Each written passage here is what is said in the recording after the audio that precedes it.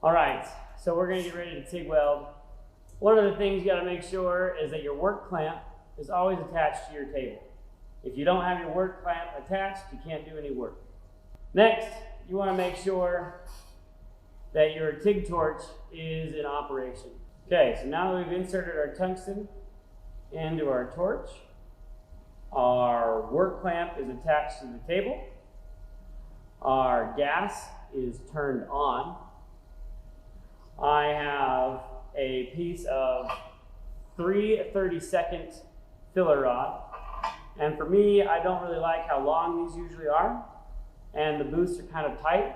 So I will usually cut it approximately in half. I will set that other piece of filler rod off to the side. And I'll worry about one. Here I got 2 pieces of plate. They're approximately 2 to 3 inches wide and 4 to 6 inches long. We're going to use this for our first set of welds, and all we're going to try and do right now is weld some puddles without filler rod. And essentially I want to go just the 3-inch way. I'm not going to try and go a 6-inch weld just yet. I have my marker or soapstone, some sort of marking utensil, and I want to put a nice straight line that I can try and follow. And in about a 1/4 inch away from that one, or 3/8 of an inch, I want to put another one. And then lastly, I'll do one more. So now with a marker or a soapstone, I've made 3 parallel lines.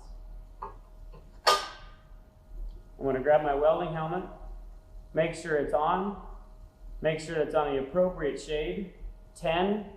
Some of you may like a shade 9. We're not using very high amperage right now, so either one of those 2 should be appropriate. Secure my welding helmet on. Holding the TIG torch is a preference. Whether you're right-handed or left-handed, it may even be different when you weld.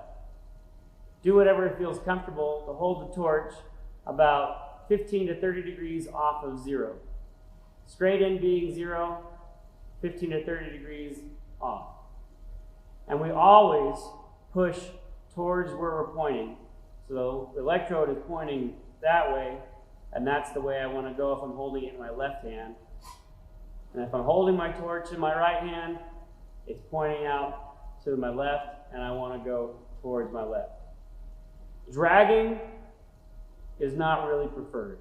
We want to try and focus our heat to where we want to go. First thing I'm going to do with lift arc is I'm going to rest the cup on the metal so that the metal is secured to the table.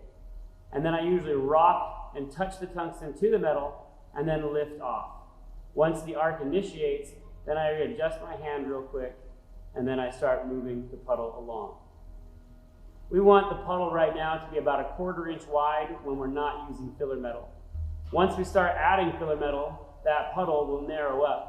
The puddle is quenched or cooled down by the filler metal that we add into it. So we're going to try doing just some straight beads, not really worrying about adding filler rod right now. We want to just get used to moving the puddle along and watching the puddle.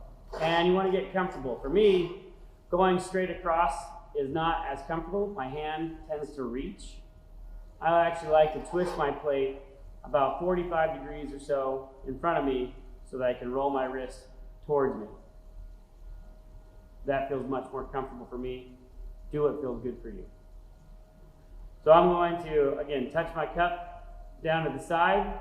As I get ready to weld, I make sure I say welding or cover so that those in the vicinity around me know to avert their eyes and not look at the arc. Cover. As we watch, we can see that puddle get about a 1/4 inch wide. I can readjust my hand, and now I'm going to slowly push it along, trying to maintain the puddle about a 1/4 inch wide. The faster I go, the narrower the puddle. The slower I go, the wider. When we get to the end, pull away abruptly, and then hover the torch above your puddle so that it continues to shield the molten puddle while you finish. We'll do 2 more. Cover. And we We terminate by extinguishing the arc far enough away that it stops. And our last one. All right.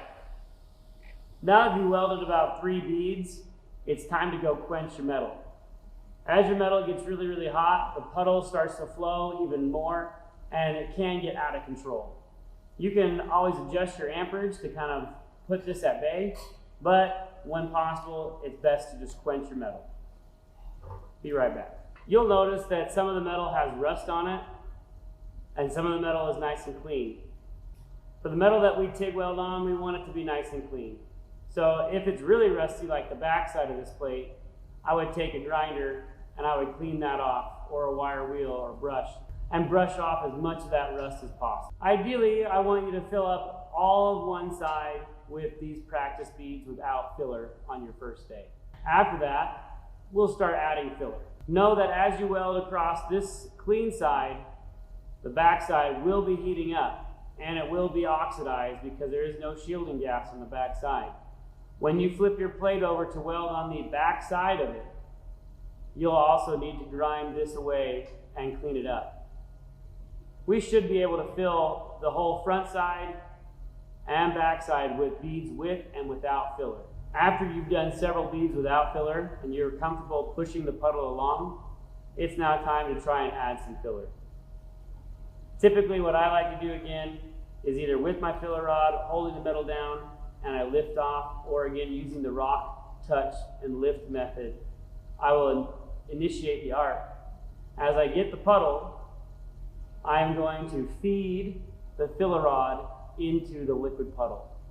I'm going to try and focus on the leading edge of that puddle, just dabbing it ever so slightly as I go across. Because we're using such a big piece of filler, we shouldn't need to work on feeding the filler rod, but this is something you can take a piece of home and practice feeding. There's a lot of different methods out there. Find one that fits for you. So we're going to try doing a bead with filler. Covered?